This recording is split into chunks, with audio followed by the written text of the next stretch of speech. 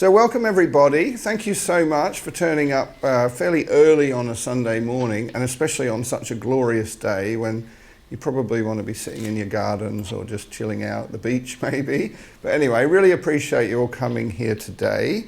So we're going to be talking about the Pyramids of Life project, which is I think it's a fairly new concept more generally as a way to approach the management of our oceans and the way to approach what sort of seafood we should be consuming.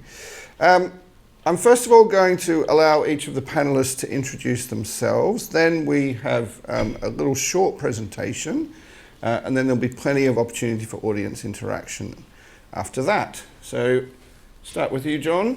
Thank you, Bryce. Thanks everybody for being here. My name's John Pitchford. I'm a professor in the departments of mathematics and in biology at the University of York. I've been here about 20 years. As you might discover, all of my training is in maths. I tend to think in equations and speak in equations. I'm happy to be interrupted if I get things too mathematical. But over the years of being here, I've really enjoyed being confronted by these real-world environmental, biological, ecological problems, which is why it's a real privilege to be here now. Hi everyone, I'm Jean-Luc Solandt. I've worked for the Marine Conservation Society for 20 years. I work in what we call our ocean recovery department, where we try to enable recovery of ecosystems that have been depleted from human activity over the past 100, 150 years, which is a really tough job. So I enjoy diving, I enjoy counting things underwater, but what I'm most known for probably is the law of marine protected areas and working with Client Earth to stop trawling in marine protected areas as much as I can. And we've been pretty successful the past 20 years, or 10 years, in achieving that in the UK and now hopefully in Europe. So that's a little mini CV. Morning everybody, nice to see you. My name's Andrew Wood and I'm the Food Development Manager at the university. I've been here 20 years. In a nutshell, I'm responsible for all the food on campus. I'm a chef. I've been a chef since I left school at 16. So I'm right at the end in respect of I source the fish and I actually cook the fish. I'm the end user, if you like. And I've got a great relationship with fish. You know, I've scuba dived. I love sea fishing, and I used to work at the Ritz Hotel in London, and I ran the fish section at the Ritz Hotel, and we did all sorts of different diverse types of fish. So I could live off fish. I could eat fish for the rest of my days. So great to be part of this today to give my ideas and listen to it as well. Excellent. Thanks all for coming. Yes, I was just going to introduce myself before we hand over to John. So yeah, I'm Bryce Stewart. I'm a senior lecturer in the Environment and Geography department. I've been here about 15 years, and like most of the others, I have a love of the ocean, of fish. I like looking at them, I like counting them, but I also like to eat them and catch them. I grew up in Papua New Guinea, which was a fairly unusual but privileged childhood, and so, you know, my weekends were spent diving on coral reefs, which sort of led me to commit to being a marine biologist at a young age. And so it's really great from my point of view to, you know, be involved in this project with John, because it's just, as many of you have heard, the ocean faces a variety of pressures: overfishing, pollution, climate change, habitat change, etc. So we've got to do all that we can to try and improve the situation and control the things that we can most quickly, which is particularly how we fish, and make the ocean more resilient in the face of some of these other changes. So I'm going to hand over to John, who's going to give you a short presentation, and then we'll take it from there. Bryce has given me 5 minutes. This presentation was only put together less than an hour ago, so I'm going to rattle through it. And I'm going to be... You can have more than 5 if you No, I can't. No, I'm going to stick to it. But it's not what I'm trained for. I'm going to give a very biased account of the problem, selling this from our beautiful Pyramids of Life project point of view. And I'm hoping that in a way that aligns with the Festival of Ideas, we're going to think of ways that we can reimagine the way that we exploit our natural environment, reimagine fishing. If we do that, it might help us rediscover what the world can provide for us and how we can interact with that sustainably. And longer term, I'd love for this to be a route into rebuilding some of those coastal communities, whether it's in the north of Scotland or Redcar and Hartlepool, close to where I'm from. So we're definitely doing reimagine, rediscover, rebuild. So best way to lose an audience from the start is to put an equation on there. So I thought I'd do it from the start. But this is easy, right? The number of fish next year looks like the number of fish now, plus the number of babies that they have, minus the catch. That is really easy. Models like that have got natural maxima in them. They're hump-shaped. You want to be at the top of that maximum. That's the best maximum sustainable yield world. And that's written into law, written into UK law and written into international law. We've agreed to look at maximum sustainable yield in fisheries. And that's what scares me, because it's so simple, even politicians can understand it and sign up to it. And international politicians, it can get through language barriers, but it doesn't match reality at all. I'm going to show really rapid examples of why it doesn't work and bits of York work that say why it doesn't work. So look at this, the number of babies that they have. That's rubbish. Fish are really bad parents. You're going to have like one of your offspring is going to survive out of 15 million, 20,000, depends on the species. Almost all of them die. It's really unpredictable, and it's always going to be unpredictable. We don't know enough and we can't know enough. Fish move. That's why you like to catch them, they move. And if you make it horrible over there and nice here, they don't need much intelligence to go and live over here. That is where marine protected areas can come in. It turns out maximum sustainable yield is pushing society closer and closer and closer to a maximum. Mathematically, that's a tipping point. And when you're close to a tipping point, things can get very erratic and can crash, even with the best will in the world. Marine protected areas can prevent against that sort of thing. And fish evolve. If you start killing every fish above 30 centimetres, they will rapidly evolve to start maturing and reproducing beneath 30 centimetres. We know that. It happens in a few decades in the North Sea. So, again, this really can mess with the story of this simple maximum sustainable yield. So maybe we're just using the wrong models. Simple models, but wrong models. Embarrassed, we all should be, I think, here. You can see the proportion of sustainably fished stocks is going down consistently. Okay, another thing wrong with that maximum sustainable yield model, fish eat fish. That's not built into here. A little fish will be eaten by a bigger fish, which in turn will be eaten by an even bigger fish. And that natural pyramid of numbers is replicated all over marine systems. You know, if you go swimming on a coral reef or even off Whitby, you see a lot of little stuff, maybe some mediums, and the odd large thing. That is the driving force. This idea of big fish eat little fish is a driving force of carbon through our oceanic ecosystems. It turns out mathematically it's very stable. So, that's why I haven't got time. We can do the maths of this. It ends up being horrible, non-linear, non-local partial differential equations across multi-dimensions, but we can do it. Trust us, we're mathematicians. We can understand this carbon flux from small things to big things driving this ecosystem, and it matches with data, and we can model it. So if we understand the maths, and we have the data, we can see these natural, stable pyramids of numbers emerging in our system. Trouble is, you get chefs coming along and saying that they want to have the big stuff. You get people, they want to have big white lumps of fish. We've got kind of an inverse pyramid of demand. What happens when this inverse pyramid crashes into a natural pyramid of numbers? You get all kinds of instabilities. And that could be one of the reasons our fisheries aren't sustainable. So if we can understand these mismatches between nature and demand and consumption, and if we can refine those pyramids, we can possibly find ways to exploit things better. For example, this was from the Celtic Sea, and these are just preliminary data. If we were to increase the effort on, I think this is that a haddock? And decrease it on place, you can't just say that means the haddock goes down and the place goes up, because these things all eat each other in different ways, and there's a whole ecosystem there. Our models can start to disentangle that and tell you that in this case, okay, I decrease the effort on my place, actually the yield goes up after a while. Preliminary data, I'm not saying this is definite, this is just part of the conversation. And then, taking this to a bigger scale, we can show ways of traditional management which look like bad, things go extinct, and other ways of management which look good. And this is an idea where you harvest each species, not according to its biomass, because is that lots of small fish, or is it a few big fish?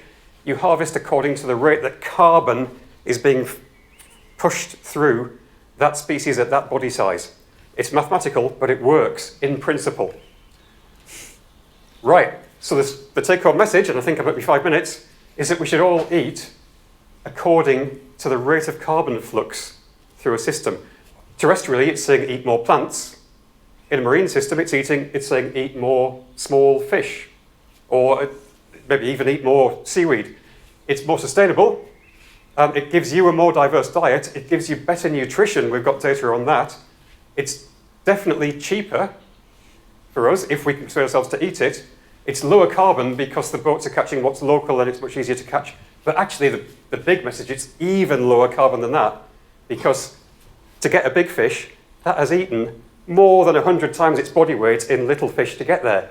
If we got in there and ate the little fish to an extent beforehand, that makes everything much more carbon sustainable. Right, so that's the end of my rant. I'm happy to be destroyed now by people who know more about these ecosystems and consumption systems than I do, but that's the whole gang that are in this collective.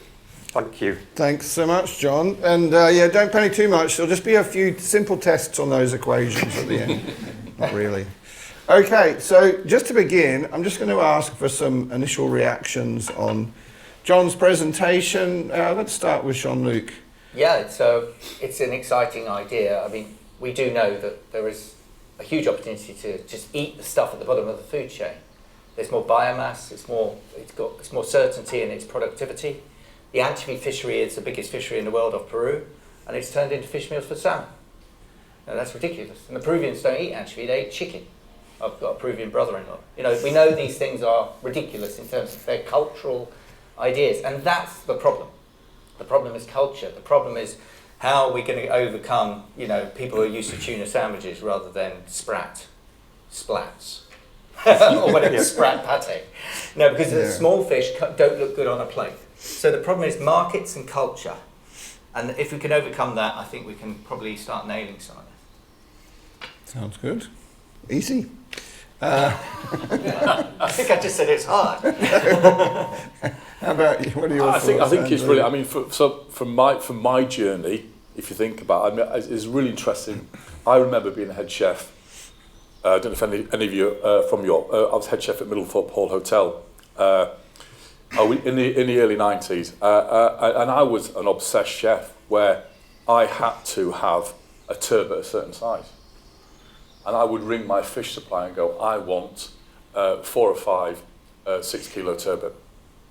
And if you couldn't get them, I'd sort of go mad and say, why can't you get it? And I remember him ringing me once and saying, I can't bloody well pluck the fish out of the sea myself. But I've sort of gone full circle now, and if that turbot's misshapen or if it's different size, I'll cook with it because it's natural.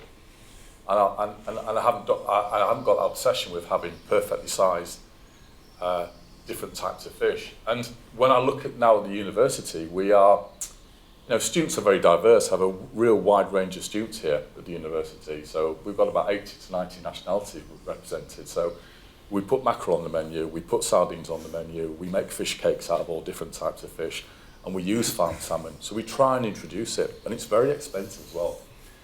And I do believe now I've got a responsibility to make sure that not only we feed people nutritionally, but also we make sure that we follow sustainability. But yeah, I've been guilty over the years of just get me that fish. I don't care what it costs. I don't care where it comes from. Just get me that fish. So it's not easy at all, is it? No. So do we have any questions from you guys at this point, or any reactions to this concept?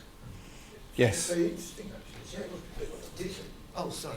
Just a little bit too fast, though. A bit too quick. Okay. Yeah, it could have been about 10 minutes rather than 5 minutes. Very interesting. Very interesting. I was trying not to give too much maths. Yeah, I wanted to copy down a theorem, what it stands for, because I'm quite interested in maths, you see. I can share them with you. Yeah, okay, yes, I'll see you afterwards, maybe. Yeah, very interesting, yeah. I remember at Gristhorpe there was a load of fish, load of sea creatures put in. There was people, because I've studied ecology with land animals, and they were doing it. 16 plus is 40 years ago, and they were doing sea creatures, you see, and they're seeing how the like anemones and hermit crabs, they're all different types of biodiversities, and the systems that work together, that sort of thing. Yeah. Okay. Interesting. So, anyone else at this point? Symbiosis. Okay, cool. Yep, we got somebody here. A quick one. I mean, it was very quick, the presentation. But if you're taking out everything from the bottom, I mean, there was a sand eel thing. You're taking sand eels out from the bottom and the bird population crashed. So if you efficiently take out the bottom, then the top's going to struggle somewhat. Yes, you are. After you. Yes, you are correct. And you can't come up with these universal laws like a mathematician would want. So I've got my beautiful pyramid of numbers that makes sense in maths. What we're trying to do is confront that with reality and the foibles and details of each individual species and how they are, what their physiology is, what size they reproduce at, how fast they metabolize, and who eats them. And we can build that into our models. We also could, in principle, build the birds in there as well, but that's harder because birds just work on a different spatial scale.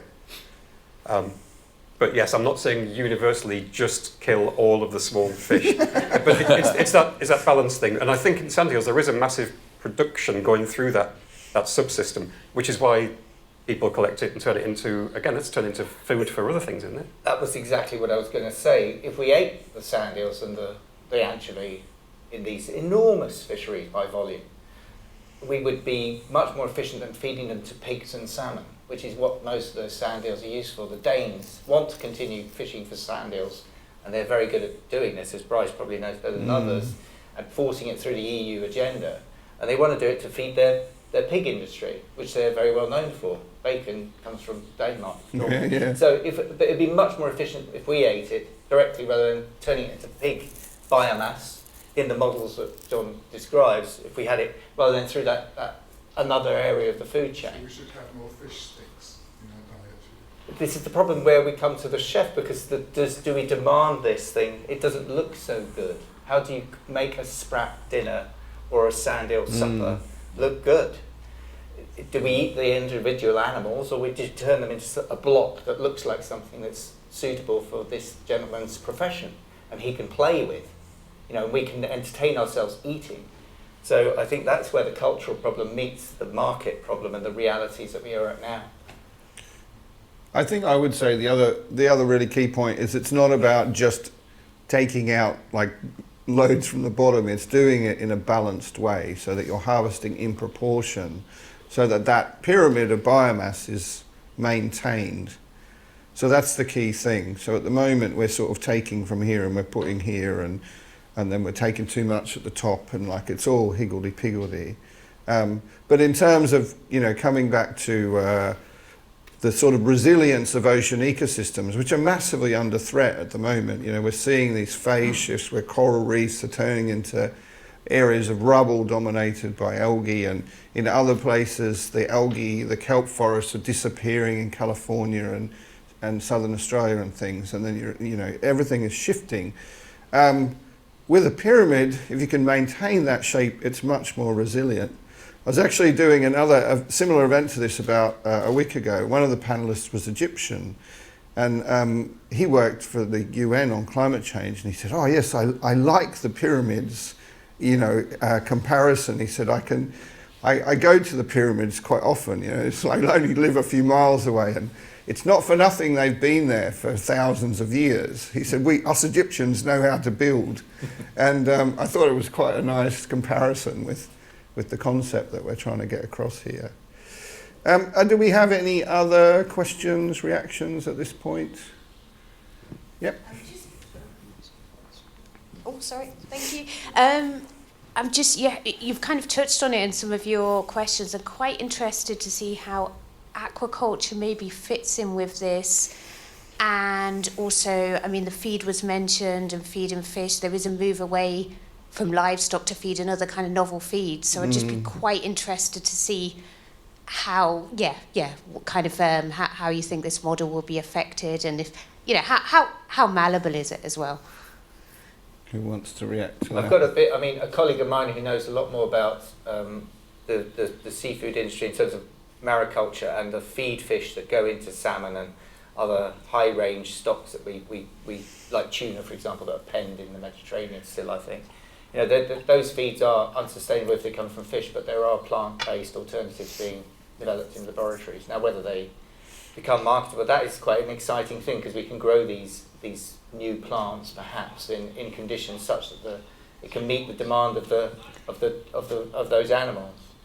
So I know that's a path my colleague Dawn Purchase is pursuing in the Marine Conservation Society. It's done for years, and she works with the feed industry to try and change it. But it's slow, and I don't know if it's going to happen overnight. I don't know if that's an answer to your question. It has improved a lot. So when I did work at Marine Conservation Society 15 odd years ago, and I worked with Dawn, and the conversion rate then for farm salmon was between 3 and 4 times. So to get a farm salmon to grow 1 kilogram, you had to feed it 3 or 4 kilograms of mostly Peruvian anchovies. Now it's down around 2, maybe a bit 1.8, a bit less.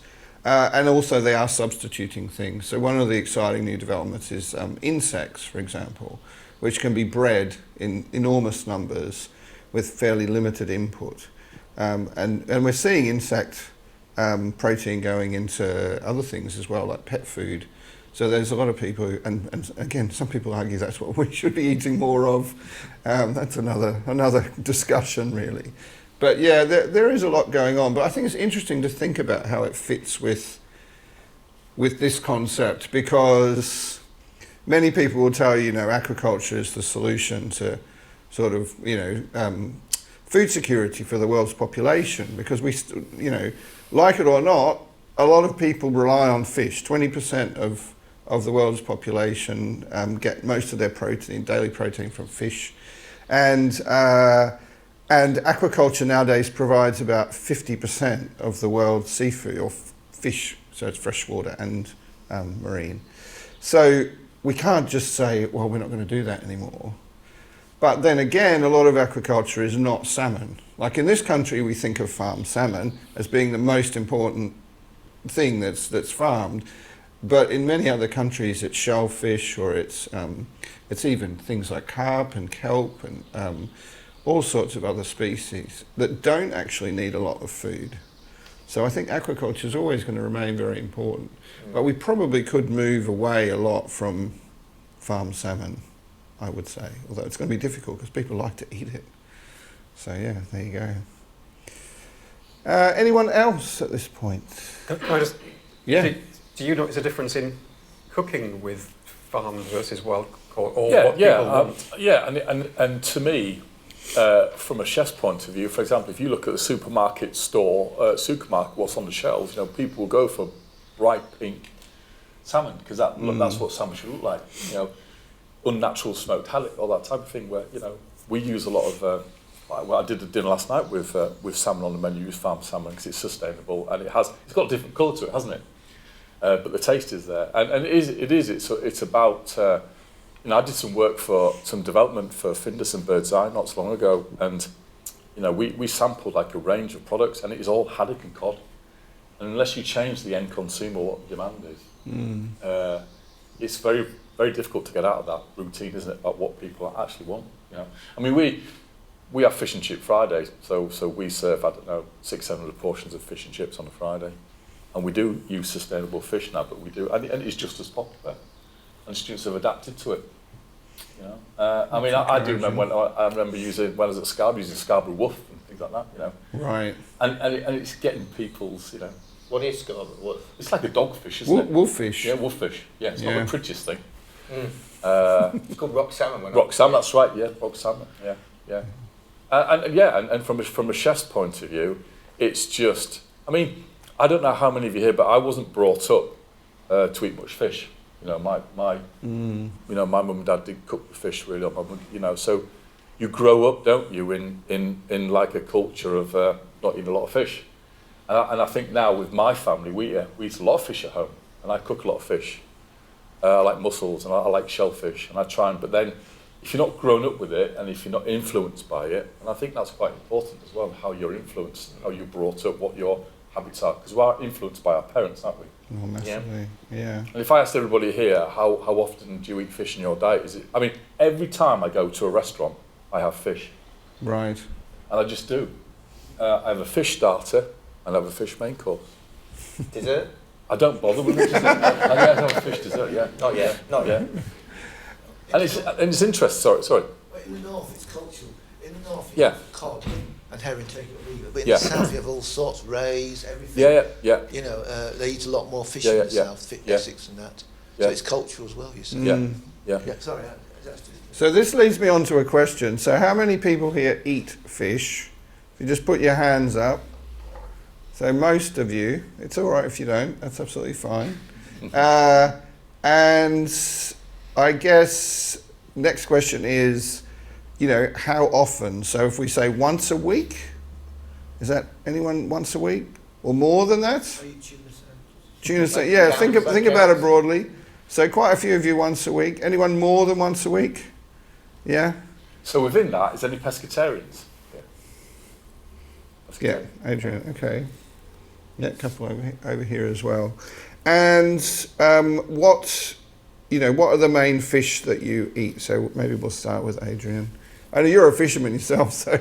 I don't really mind whether it's marine or freshwater. Both. Okay.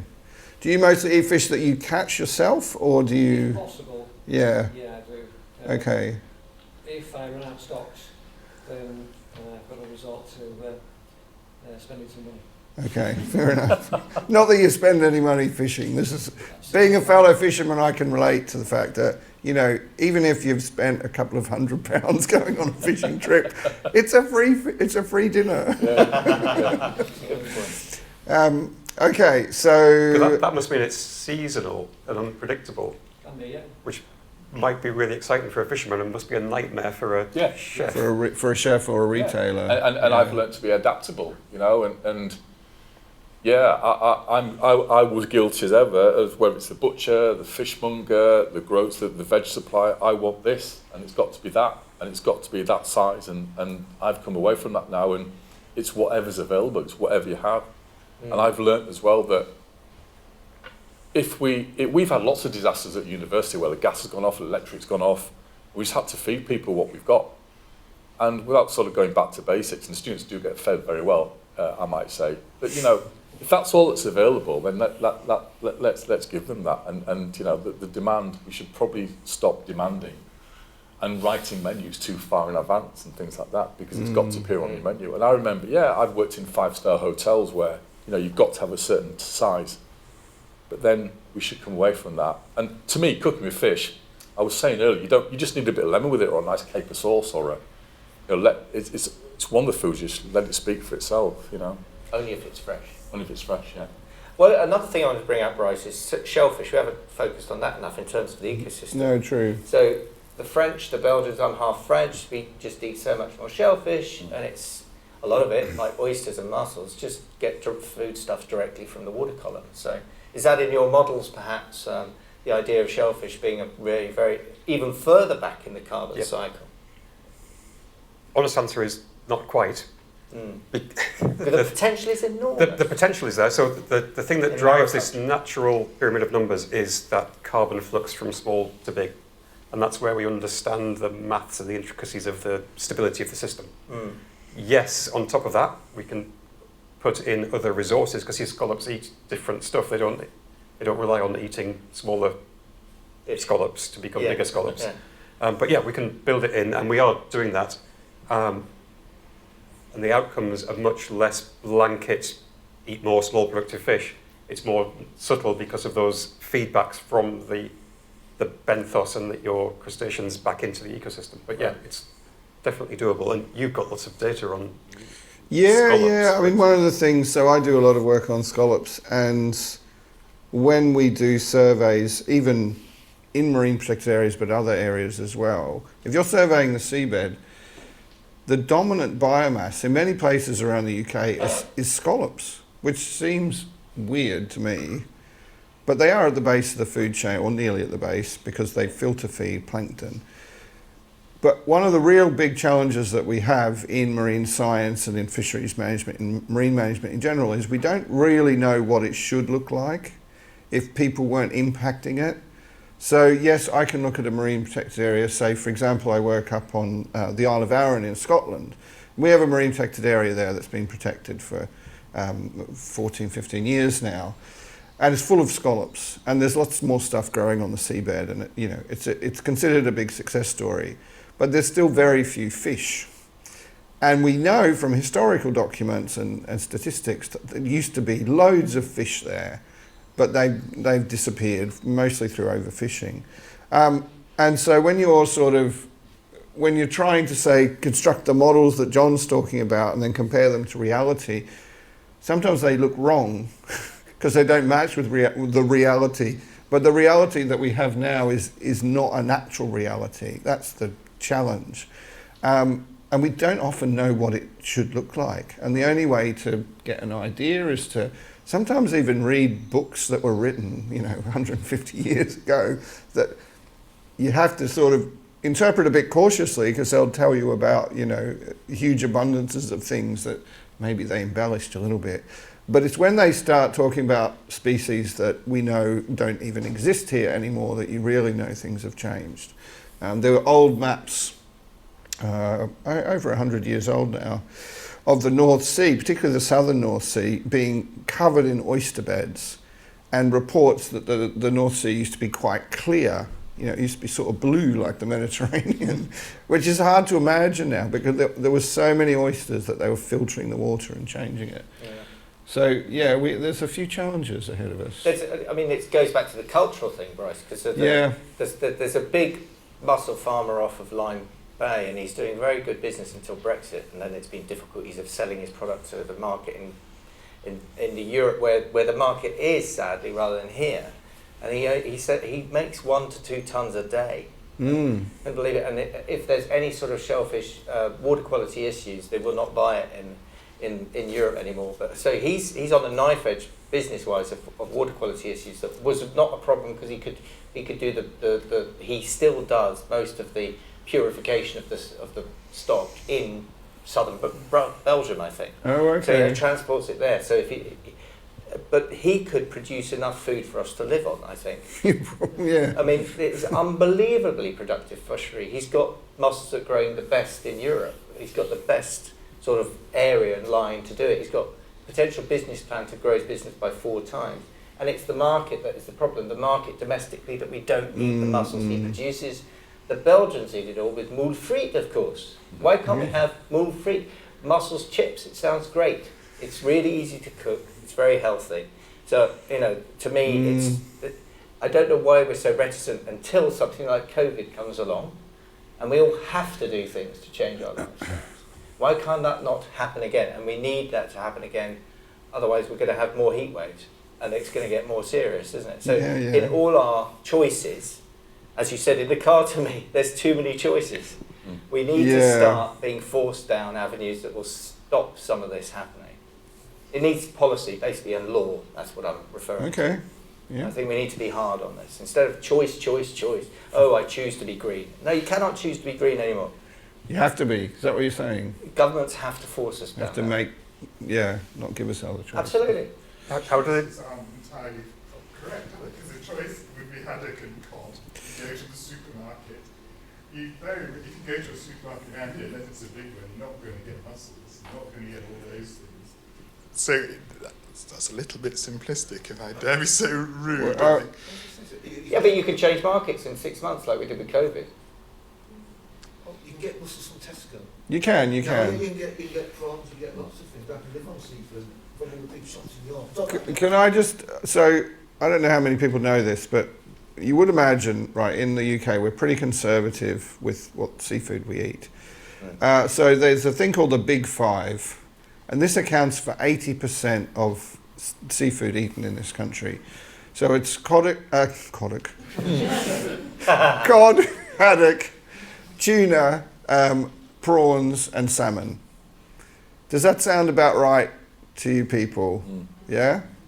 You get prawns from the shop. I'm going now. But one of the things there's a few little bits of the detail there is in the devil's in the detail, because think about prawns. What does that mean? Like, where are these prawns? That's not one species. Cod and haddock are one species. They're mostly wild caught, pretty much all of them. The salmon's all farmed. The tuna, none of the tuna's from anywhere near here. It's several different species, can be caught in a variety of methods. Some of it quite sustainable, pole and line caught from well-managed fisheries. Others from purse seines, which are these enormous nets which they circle around a whole school of tuna, and they can catch all sorts of other things, turtles and sharks and manta rays and what have you.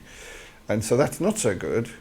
And then, the cod and haddock is interesting because we often hear about, say, cod getting a lot of attention for being overfished. So does anybody want to guess, if you went and ate fish and chips and you ordered cod and chips, what percentage is from UK waters? If I said 50%, who would say that? More than 50? The cod comes from Aberdeen, most of it from around York. Well, let's see what everyone else thinks. So that's interesting. So you get your cod and chips. How much of it is from the UK? Does anyone want to shout out a percentage? 60%. 60? Higher, lower? Higher, lower? Anyone? It's all right. 5? Only 5? 25. Anything in between? 15? So most of you are going for pretty low numbers. And so why is that?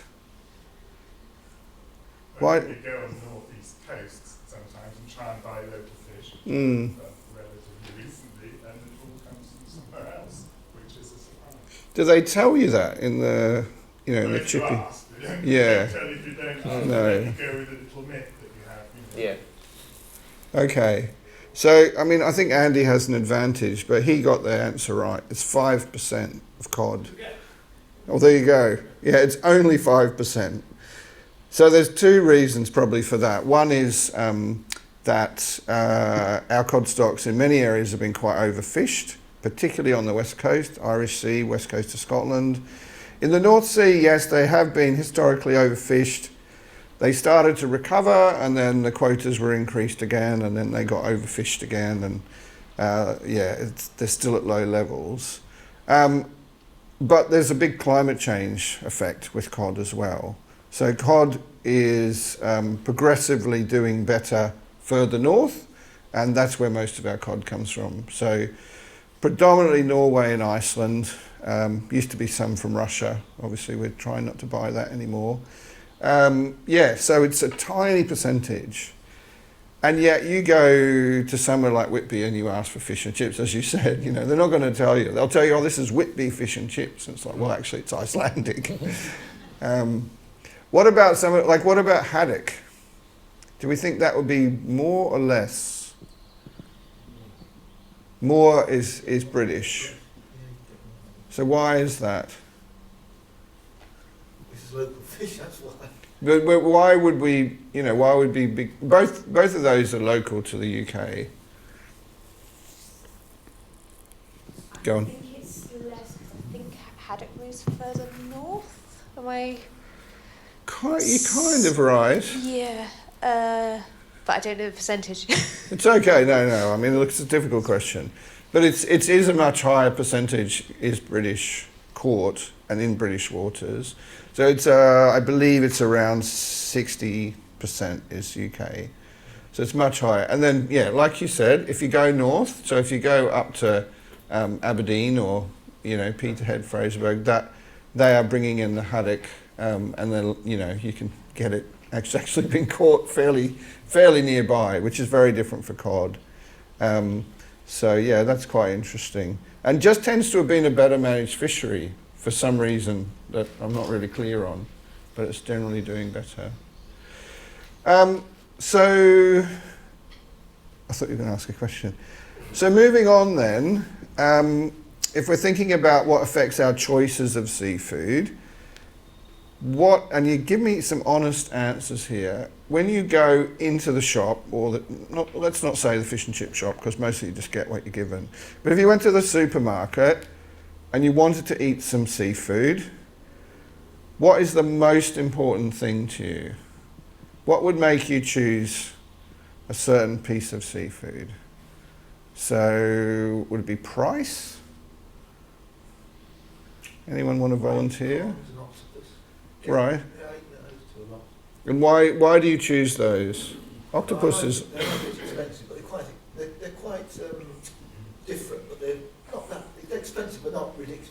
Okay. Expensive. Right. More than fish. Actually, to be honest, I don't eat much fish actually now. I eat a lot of seafood, you see. Yeah. Like yabbies, they have those in Australia actually, yabbies. Yeah. They eat a lot of seafood. They don't eat so much fish, but they eat a lot of seafood. Oh, Okay. and in India they have pomfret. Yeah. They eat that now. People don't realise that a lot of India eats that fish, pomfret. Okay. And that's a nice fish. Now they ought to do that here around here actually. It's a gorgeous fish. It's got a lovely flavour. Although Deep in the it's chef. not from anywhere near here, so maybe No. that's not such a good idea. No. But what about anyone else? Like what, if you go on. I would choose ease of cooking. Right. Truth is, I don't really like handling fish. Yeah. So I want something I can bung in the oven. Yeah. So I would choose Yeah. a salmon fillet or some breaded haddock or something that's easy. Yeah, I think that's really common.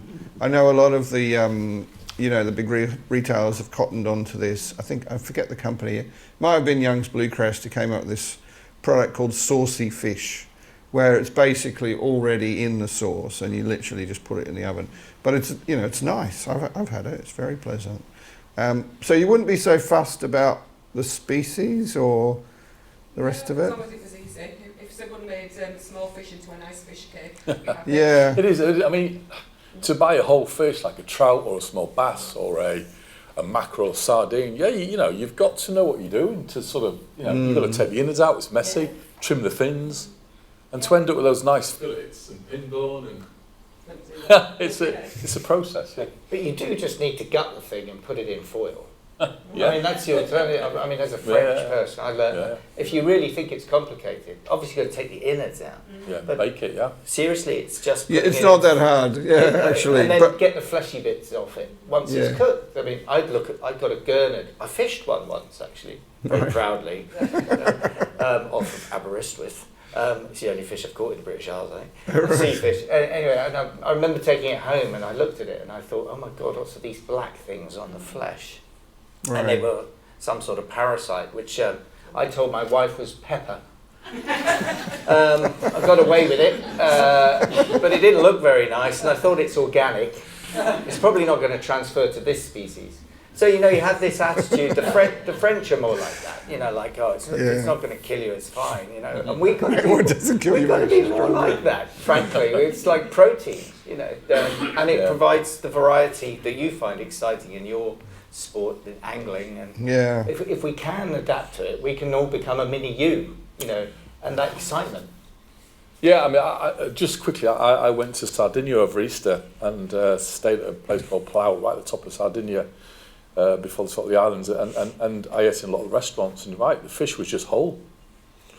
And, and you've got to wrestle with it a little bit, really, and you've got to, don't mind the head and the gills and the roe and things like that, but yeah, it's lovely, and fish on the bone's got more flavour.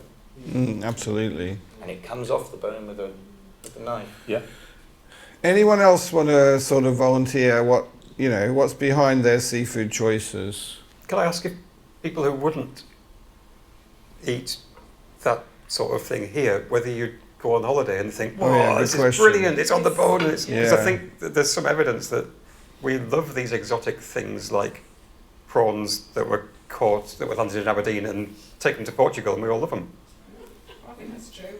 Yeah. When I go to Corfu, put a whole fish in front of me that someone else has cooked. Yeah. I love it. Okay. Going to a fish market and getting one. No. Yeah. Anyone else relate to that? Yeah. I'd say that's true for the mussels, right? I don't eat fish or seafood, but I remember going to kind of the Balearics when I was younger. Parents would be getting mussels all the time. They're available, but don't buy them, don't cook them at home. Yeah. It is kind of odd. It's It's odd. not like it out there, right? But as at home, just don't do it. But I guarantee that if you were to look at a menu cycle at a secondary school or a junior school, there'd be absolutely no fish on the menu at all. Yeah. And I know for a fact it will be pizzas, paninis, bolognese. There'll be, there won't be a fillet of salmon. There won't be, and to me that's where it's. And how many sort of like children, if you like, grow up not liking fish because they don't like the taste of it. And it'd be really interesting, wouldn't it? How many, if you took a survey of how many people like fish. I mean, fish is meaty, isn't it? It's all different various types of fish, and it is lovely flavour, but I think a lot of people grow up not liking fish because they've not had it or experienced it. Interesting. It's not part of your diet.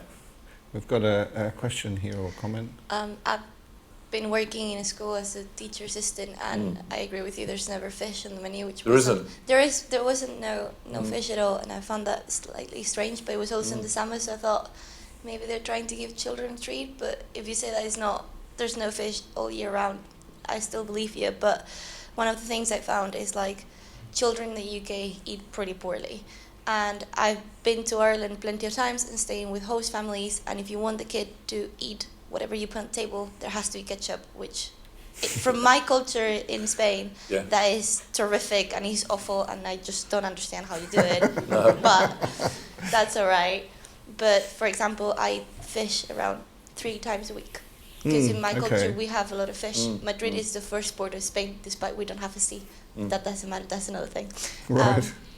But for example, my boyfriend got his first non-breaded fish when he went to Baleares. That was his first time eating non-breaded fish, and I was like, I'm just so sorry for you. It's like, I just cannot stress that enough. So he's English, is he? He's British. Yeah, he's British. from Swindon. And then I got another friend of mine that came in Christmas, and my mum gave him fish. He didn't know how to deal with the fish. He was there, and we gave him a knife and fork, and he's like, how do I eat this? I don't know how to clean it. I don't know how to eat it. It's like, how is it you don't know? You live on an island. It's like, fish should be a primary thing on your diet, and you don't even know, not even how to cook it, how to eat it. That's probably maybe why sometimes people don't order fish so much if you go to a restaurant, unless it's like something very local, like you go to Baleares or Las Palmas, where we also have incredible fish, and then maybe you order that because it's like the gastronomy of the place that you go to a little bit. Do you just, when you're on holiday, just feel a bit more adventurous or something? I don't know. It's interesting. Why do you guys think it is? Have you probably thought about it more than we have? Because I think salmon, people used to have a lot of salmon, didn't they, in the past here, and then it's gone off when it became too expensive. Now they're having it in a different form. Even coastal communities, you're not getting much fish.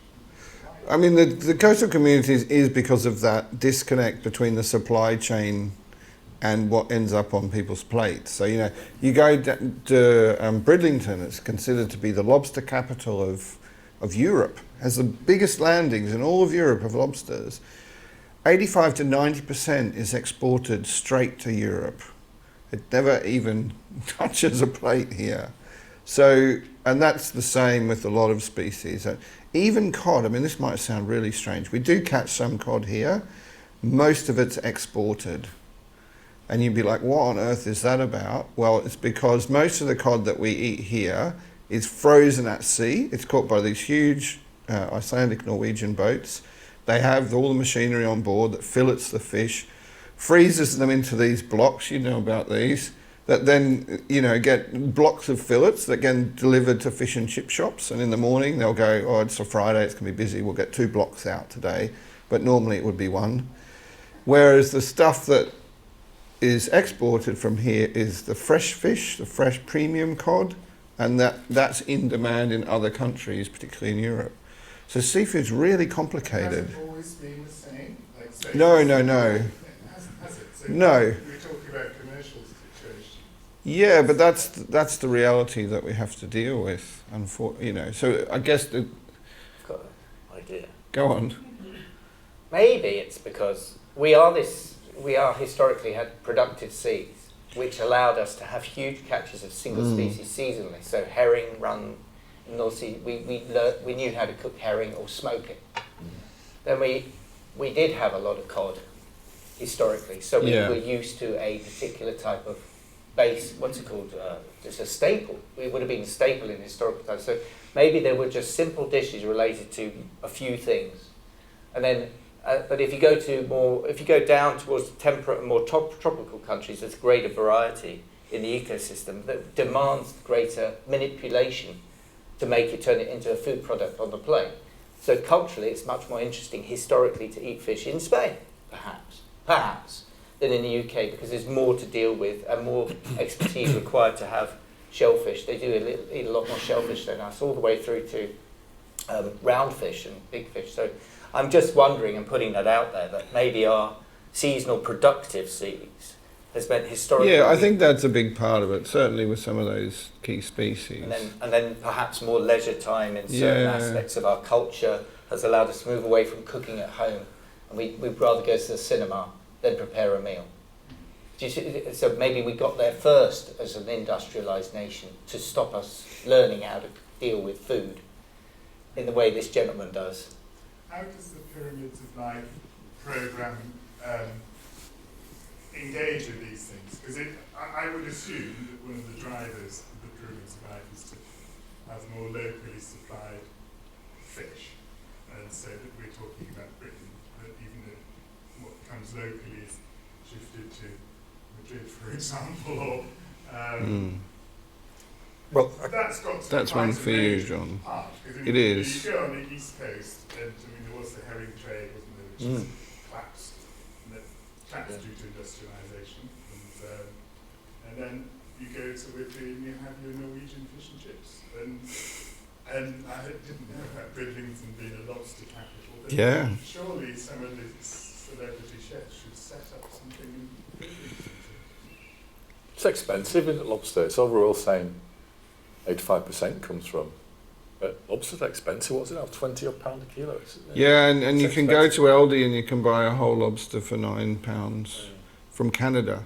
Yeah, Canadian lobster. Because they're expensive here and cheap in Canada. I mean, well, it's the reverse as well. The reverse is true. I mean, that Canadian lobster when you're there will be just expensive. So they'll get some cheap stuff from somewhere else. Yeah, you're right. There's a lot of that goes on. It's very strange. But anyway, we'll let you answer this, John. Where the Pyramids of Life comes from is taking this idealised mathematics and trying to turn it into reality, which involves stuff that mathematicians aren't good at, like talking to people and having to make compromises. I hate compromises. So Waitrose supermarket is involved, again, through personal contacts. And Waitrose, it's not Tesco's, it's high-end, and they want their customers to know that everything they buy from that shop is naturally certified without having to look on the box to check that it's a particular standard. So they're coming from it from the right position, and Waitrose have got history with marketing offal from meat. About 10 years ago, they had a big successful campaign and getting people to meat. The last time there was a financial crisis, they did well in persuading people to eat different types of meat. So they're listening to us. They'd love us to be able to persuade them that some of these things like sprat are sustainable, but we've still got that barrier of what can they do with those sprat which will make somebody buy them. And it's really hard in that. Yeah. So we can't do it in a broad brush sense. We've got to find particular examples. Which one of the scenarios I gave there was, actually what I didn't show is where we change a different type of fishing, catch a different suite of species. We can see more small fish coming out of that. Beautiful, but pointless unless we work with the real people on the ground who are going to process it.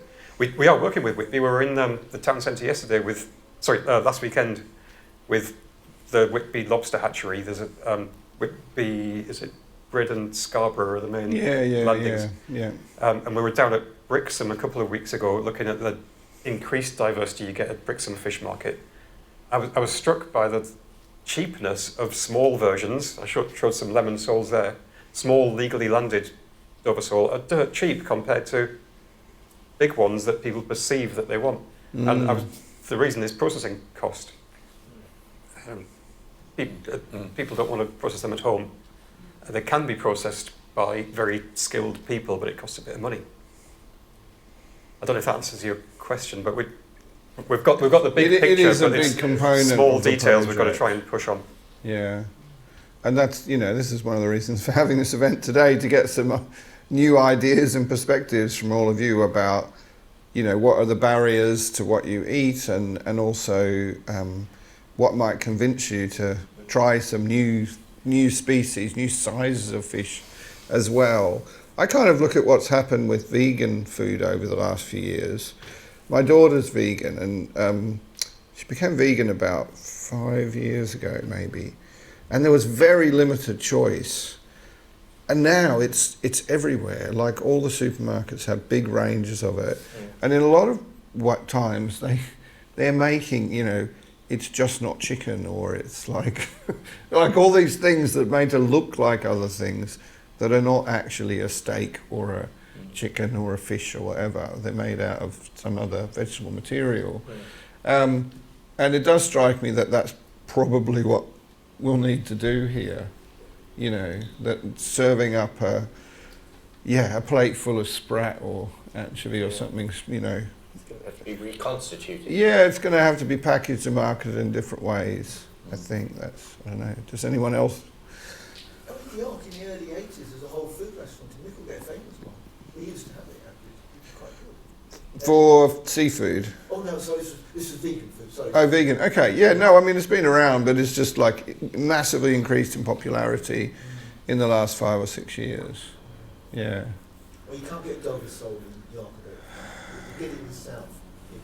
Maybe we get it in the It's not really caught around here. I mean, I imagine you can get it in Morrison's because they'll have brought it up from down south, but, you know, You get prawns from Scarborough now. You get those sort of. They've got lots of prawns from Scarborough. Yeah, but they're the Norwegian lobsters or netfrops, scampi. It's all the same thing. So that is actually caught in the North Sea, but a lot of that ends up in places like Madrid, in paella, and so this is one of the things we were talking about before. You know, people who order paella with all these big prawns on them when they're on their Spanish holiday. They won't eat them here. Well, the Spanish dish put insatinta, it's Oxford's cooking thing. Insatinta. But we don't eat a lot of squid, do we? Squid's popular. Squid's, you know, well, not popular, is it? Globally. It's to me, it's a bit meaty. It's got flavour. It's flexible. You do all sorts of things with it, but you know, you just don't see it, do you? You just. Squid is one of the things which is popping out of our models as being could be exploited more. Yeah. All right. Okay. Globally. No, that was for we've got good data sets for the Celtic Sea in that context, and it fits with what the fishermen are catching. You could catch that more. But Yeah, you can use it. Again, a difficult one for the consumer unless they're turned into rings, perhaps. Maybe. Breaded and battered and deep fried. Yeah. But there's a whole other element to this project which you've just linked to, which is, you know, yes, to change to a more of a pyramid of life approach to seafood, we've got to obviously persuade consumers that that's what they should be eating. But then there's also the fishing industry who've got to start catching things differently as well. And then there's the managers who you've got to encourage to manage the stocks. So there's a big challenge here. But, you know, we've got to do something with our days, haven't we, John? Anyway, so we're nearly out of time, or we pretty much are out of time. It looks like we have a final question over here. Yeah, I mean, it's been touched on a lot, but it seems half the battle is just the marketing of this, right? Because I'm thinking even with something like salmon, all of a sudden it kind of booms in popularity because Scottish salmon becomes this big premium thing, right? Yeah. So, I mean, have you engaged with the kind of people that do this marketing? I guess the supermarkets to some extent do this, right? But it seems half the battle is just convincing people, oh, this is something good, something premium. And it's that kind of the case, I think, with a lot of British fish. I mean, people go, oh, it's locally caught, great. But, you know, how do you make it so there's a name for, I don't know, Dinnington lobster, something like some sort of lobster, right? Oh, okay, that's a premium thing now, so people all of a sudden want that. Because that really seems half the battle. I mean, I moved back from Canada recently, and you see it there where it's, you know, Prince Edward Island was oysters, that has a big name, and you get them everywhere, right?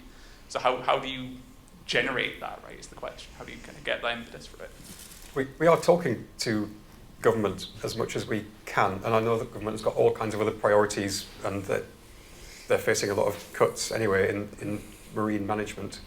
But we are talking to them, and supermarkets are scared about trying to market something as whitby, flounder. They think it's illegal, and it might be.